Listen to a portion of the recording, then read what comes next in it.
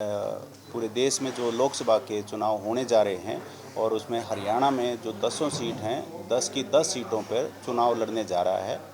और हम एकम सनातन भारत दल पूरे ज़ोर शोर से हम ये घोषणा करते हैं कि हम सनातन की जो मूल विचारधारा है, गुरुकुल शिक्षा, योग, इन चीज़ों को हम मुफ्त करेंगे, बिल्कुल फ्री करेंगे। ये हमारी जो परंपरा है सनातन से, जो हमारे को छीन लिए गए हैं, गुरुकुल छीन लिए गए हैं और सिर्फ कन्वेंट पे पूरा ध्यान है। तो हमारे को ये लगता है कि कन्वेंट के साथ में हमारे गुरुकुल भी काम करें।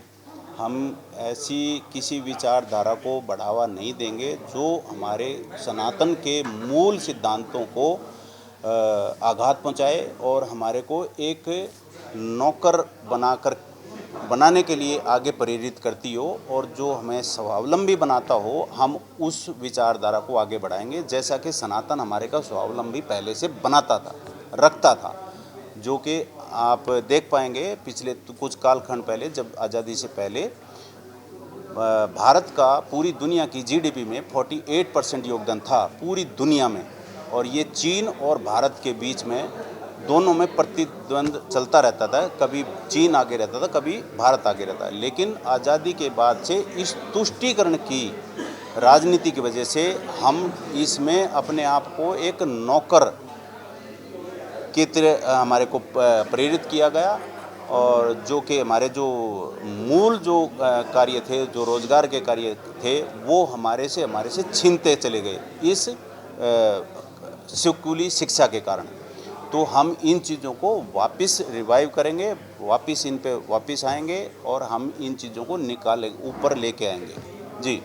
अच्छा, आपने सनातन इसमें लिखा हुआ, सनातन धर्म की बात हमेशा की जाती है, बीजेपी खास करके इसकी बात करती है। तो आपने एक ये पार्टी शुरू करने का क्यों फैसला लिया?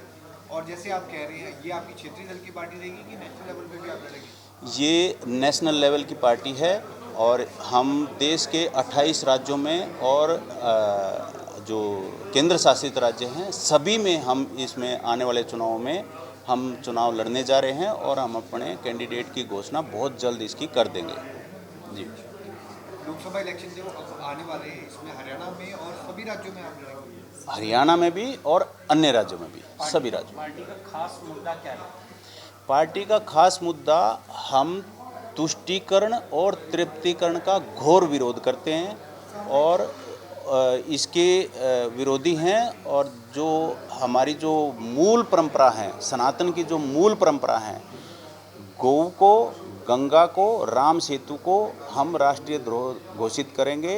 और जो हमारी गुरुकुल वाली जो पद्धति है, जो हमारी शिक्षा जो पद्धति थी, वो हमारी एकदम फ्री रहती थी, और उस पद्धति को हम वापस लाएंगे।